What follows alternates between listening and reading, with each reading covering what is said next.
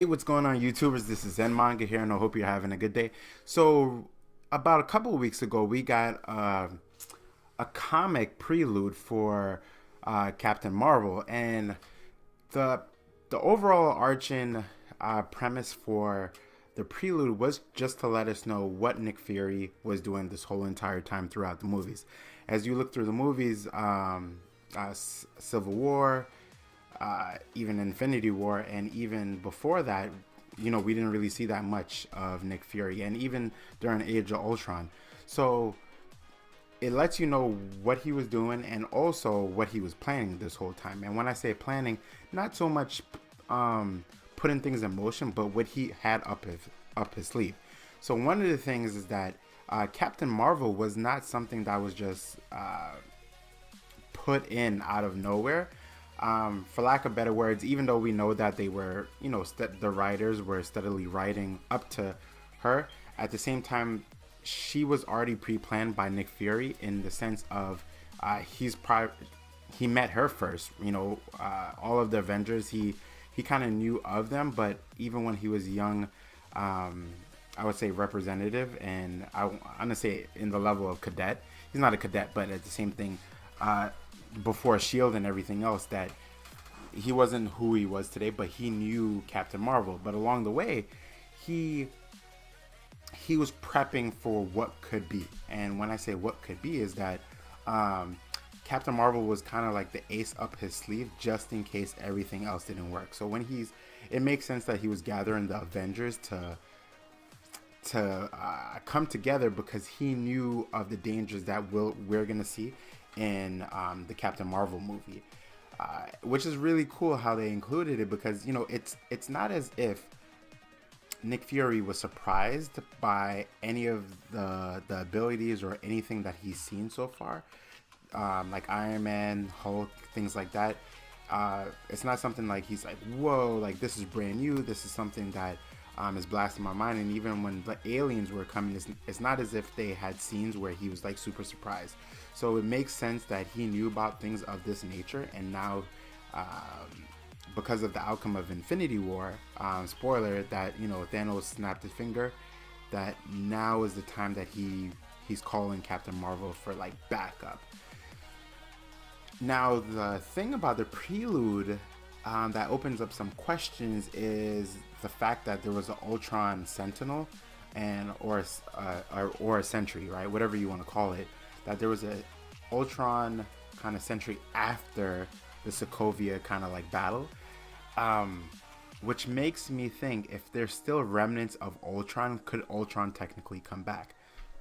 And what I mean by that is, within the scene, he was the Ultron Sentry was just like coming up one of the air carrier ships, and what he was doing is kind of like a kamikaze type of motion. So my thing is, if there are still sentries left, could some of those sentries be rebuilding, right? And what it could be is, like, they know the main programming for Ultron, so a couple of sentries are rebuilding other sentries so that they could cultivate together to really make Ultron again. And it could work something in the sense of like an anthill, right, where a whole bunch of ant drones come together and kind of like rebuild, right, or take care of the queen, or in this case the king, that would be Ultron. And since they already have I would say the essence of the programming, that they could utilize what they know to then rebuild Ultron, because he is a technology based character. So I'm just thinking and rambling. Maybe not. But I think Age of Ultron could have been a whole lot better. I wouldn't have called it Age of Ultron, because if you're familiar with the comic books, Age of Ultron is actually like an age when Ultron does take over. And what happened in the movies was that Ultron was introduced, and he built a lot of drones, but he didn't take over the whole entire planet, or even the continent, or all of America. You know what I mean? It's not as if there was a reason to call it Age of Ultron.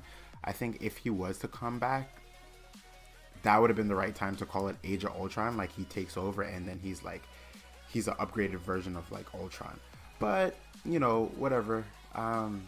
I am hoping that Ultron doesn't come back, but it just seemed kind of it put a question in my head that, you know, to see that Ultron drone or Sentinel in that Prelude comic. And the Prelude comic was really good. It gave me good information on like what Nick Fury and Maria Hill were doing the whole time, because we haven't seen them more or less. And it also let us know kind of like the backstory about Iron Man and what he was doing during that time period. And when he was building his new armor and like testing it out, it wasn't something that the armor he had when everything was happening, it wasn't like his like B-level armor. It was like his ultimate armor that he's been using and like modifying and training to see if it works. And he had it, you know, right there when he like did the double tap, boom boom. So it made sense that he had his ultimate armor when he's fighting Thanos the whole entire time, because he's been tinkering with that. But anyway, let me know what you think about this video. Read the Prelude, it's really good. Hopefully there's one more Prelude that comes out. I think it said part 1, so hopefully there's a Prelude part 2 that comes out that lets us know a little bit more details into certain events. Even the Asgardians, like where was the other half of them, like Valkyrie and them. So, you know, I'm excited for this movie and Captain Marvel. And I have a lot of theories about what's going on and even who could be. I read something that Thanos isn't. He is the big baddie, but there's something greater than him. So I'm not too sure what that really means. What is greater than Thanos at that point with the Infinity Stone, with the Infinity Gem and the Gauntlet? I have theories about that. They could introduce Celestials at this point. They already introduced the Celestial already. As Ego, the Living Planet, Star-Lord's father, but there's even more vast Celestials that they could introduce. Or, you know, for me, I'm not hoping for someone who's just more powerful than Thanos, but someone who's more diabolical on a planning level. So they may be put in a place to introduce King the Conqueror. Maybe not. I think that would be exciting. I don't really like King the Conqueror, but I think in the MCU he would be introduced in a way that really makes sense in the sense of like timelines and like things getting really messed up. But maybe not, because they already kind of are gonna go in that type of spectrum. Not too sure how to reverse what has happened with Thanos, but you know, we'll see. Anyway, this is enough for me ranting. So hope you're all having a good day. I wanted to get this video out about the Prelude, so because things are getting really close. We're not too sure about the trailer when it's gonna drop, but we know it's gonna drop pretty soon. So let me know. Go out and read that comic book, and I hope you enjoyed this video. Give me a like and subscribe. Share this video and comment down below. What are your theories about what's gonna happen and who's the big baddie who's gonna surpass Thanos, or just anything of your thoughts. All right. Take care. Peace.